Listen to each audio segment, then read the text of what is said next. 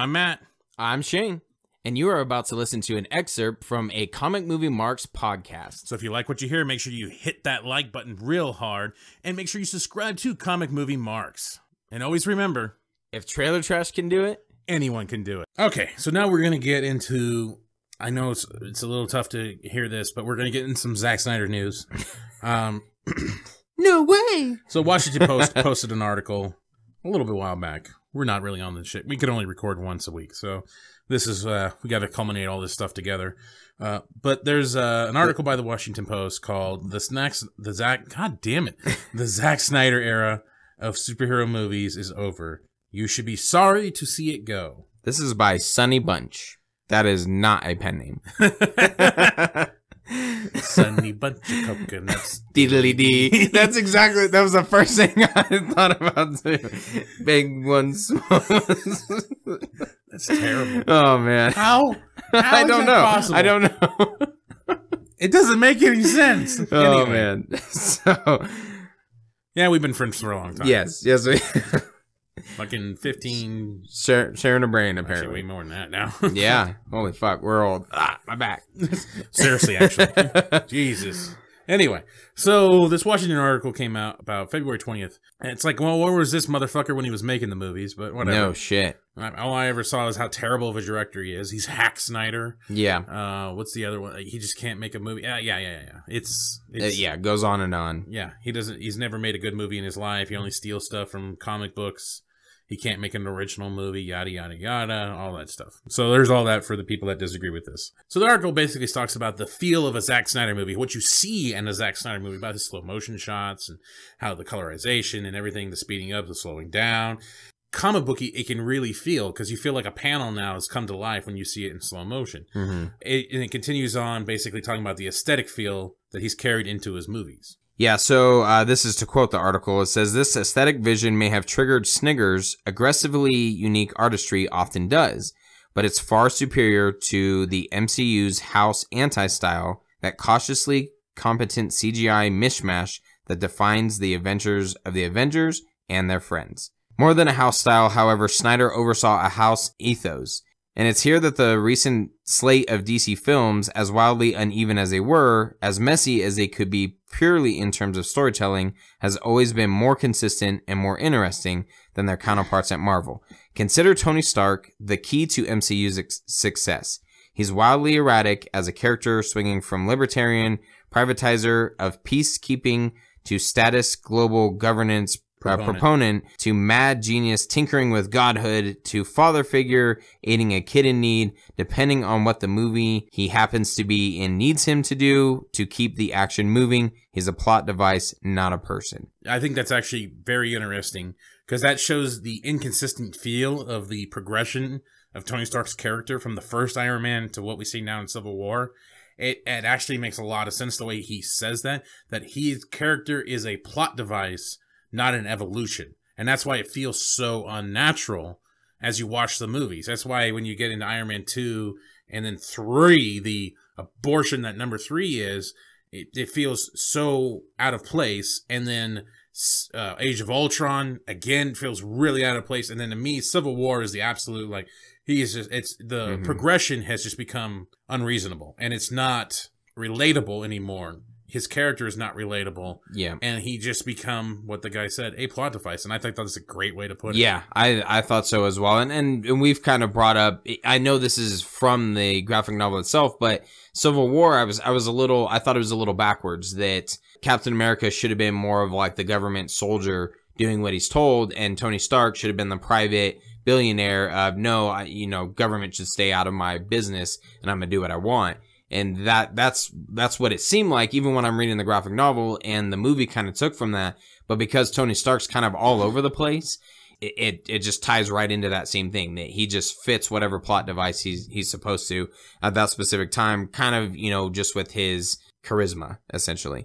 So then the article continues, there's no idea behind the Marvel film's writ large, no overarching thought. One of the reasons Black Panther is so interesting is that there's a philosophical struggle at its core, a messy tussle between security and safety on the one hand, and the duties we have to the weaker amongst us on the other.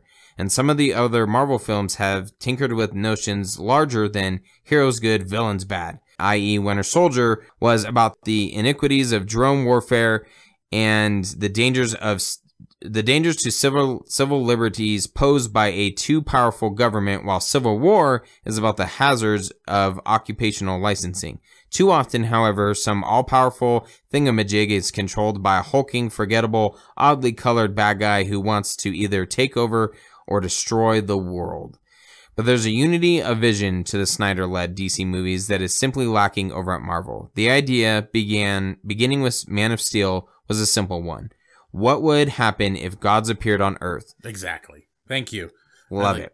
Jordan fades back, swoosh, and that's the game! Snyder's reboot of Superman asks us to consider what responsibilities a man with godlike power would be willing to accept. Batman vs. Superman asks how the world's most powerful men, baddie billionaires, and tech giants alike would react to instantly finding themselves lower on the food chain. How would they protect humanity from the new monsters in their midst? Suicide Squad, meanwhile, asked how the government might respond to such an invasion, while Wonder Woman was all about the need for gods, or at least a demigod, to understand that free will sometimes leads to death and destruction. So I just want to touch on this part of the article a little bit, but yeah, as Matt said, like, fucking hit the nail on the head. What would happen if gods appeared on Earth? And that is such a small thing that people seem to miss, which is amazing. One of my favorite scenes, it's so small, but Perry White talking to Lois Lane in Man of Steel. Whatever your reasons are for dropping it, I think you're doing the right thing. Why? Can you imagine how people on this planet would react if they knew there was someone like this out there? Yeah, and she wants to write the article. Yeah, you can't post that. Could you imagine how people would react? I fucking love that, because if you think about that, if you think about the world and how people, religions would start questioning their beliefs, and people, as he says, Batman versus Superman is a billionaire, well, basically two billionaires, essentially. You have Lex Luthor, and then you have a baddie billionaire, as he puts it, who are a little bit now lower on the food chain. And I'm like, no, Batman's, I'm going to stop this guy, and Lex Luthor is gods don't exist. And I'm going to show you why.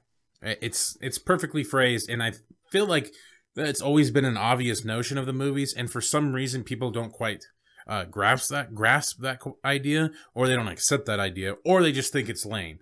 I've never quite understood how. Well, maybe there is some people out there that just don't understand it, but I think people get it, but they just don't want to actually emphasize on it or recognize it as an idea. Yeah. I guess they don't want that in their superhero movies. Yeah, I guess. Article continues, these questions were often lost or muddied in the course of corporate tampering. Fucking, you can say that again. Wow, that was a nice image. Delete it. While Marvel honcho Kevin Feige has hired a series of directors who will conform to the house style and has built up a universe slowly but surely, Snyder always seemed to be pushing for more and was saddled with a corporate giant that demanded an Avengers-style cinematic universe created in half the time.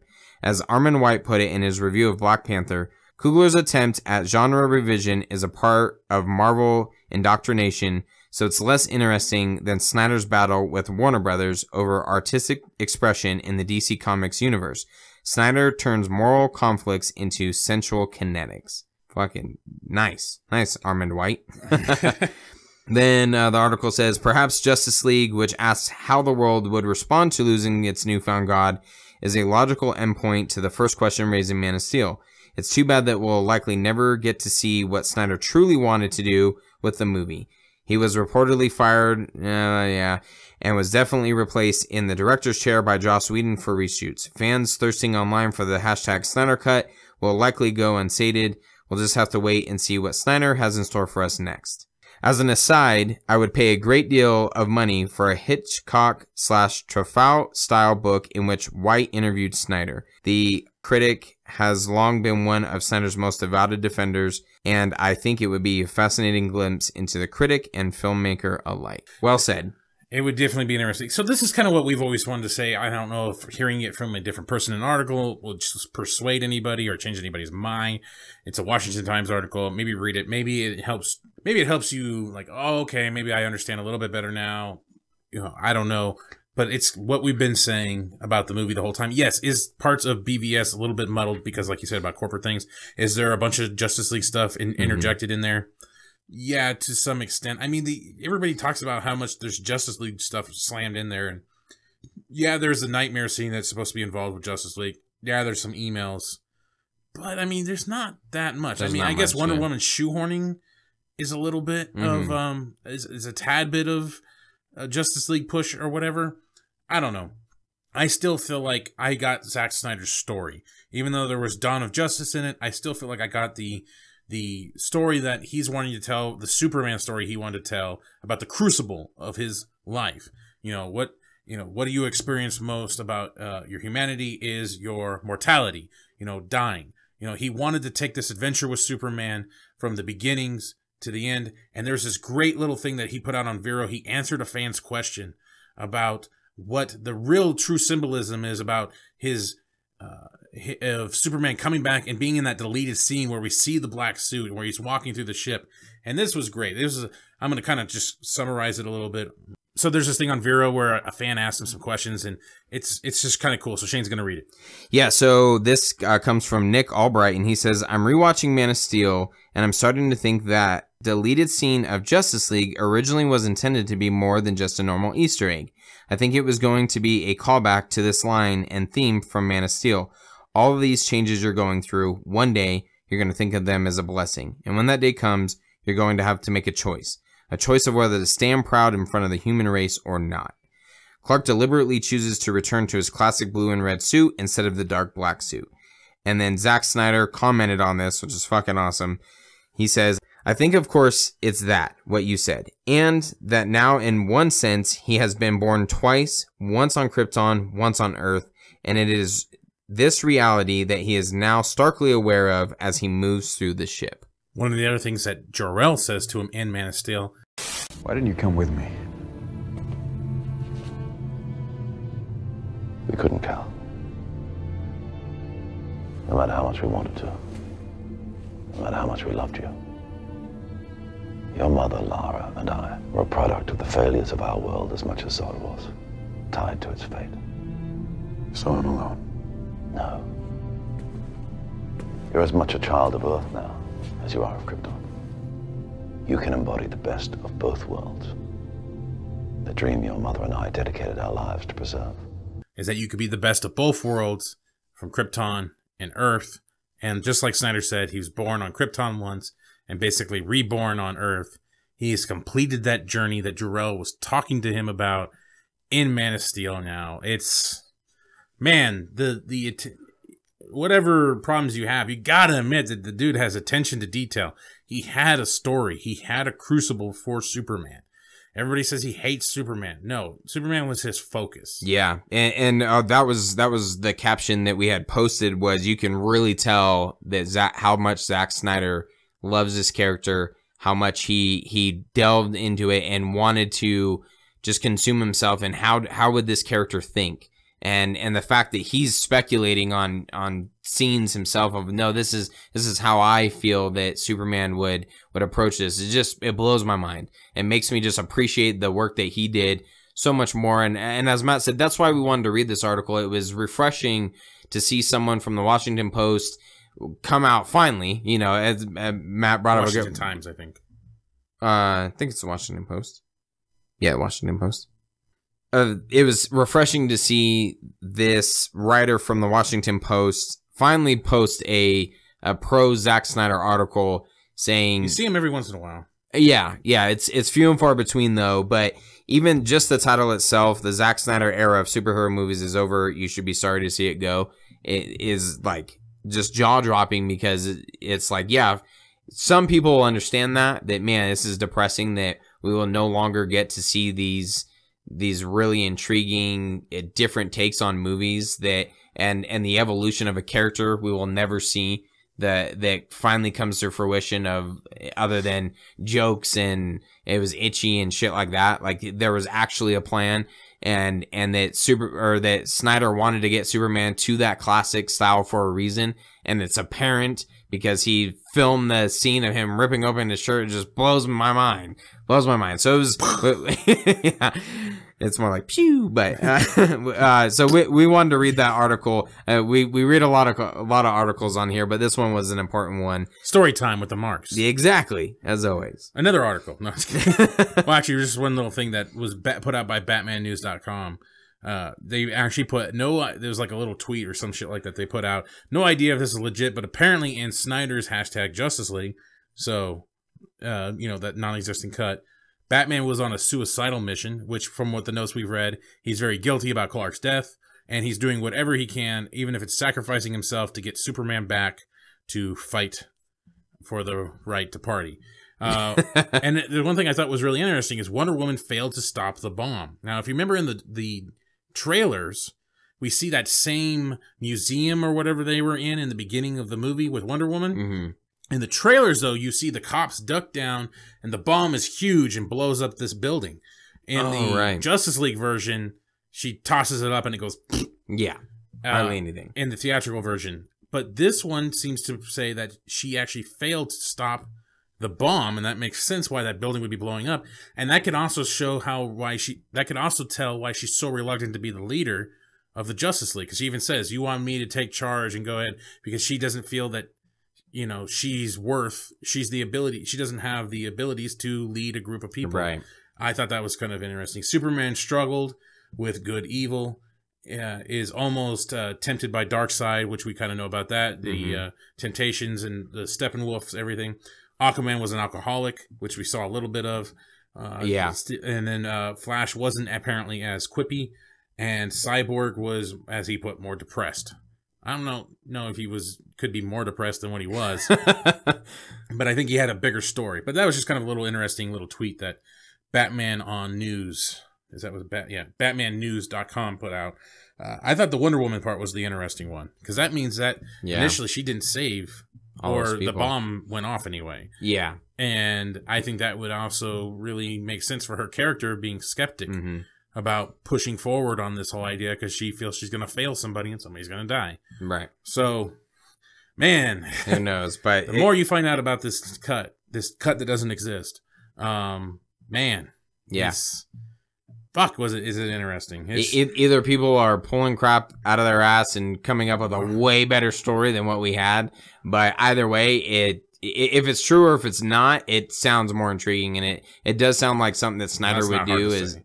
Yeah, true. It does sound like Snyder, in that each character was supposed to have their own conflicts that they were dealing with, which we didn't get really any of that in this 2-hour, whatever the fuck you want to call it, that we actually got. Lame duck. Yeah, exactly. Congratulations, you made it to the end of the video. You're one of very few to make it to the end. Yes, thank you very much. Make sure you hit that like button and subscribe to Comic Movie Marks Podcast and hit the notification bell. All these fucking YouTube channels say this shit, so I'm going to say it now.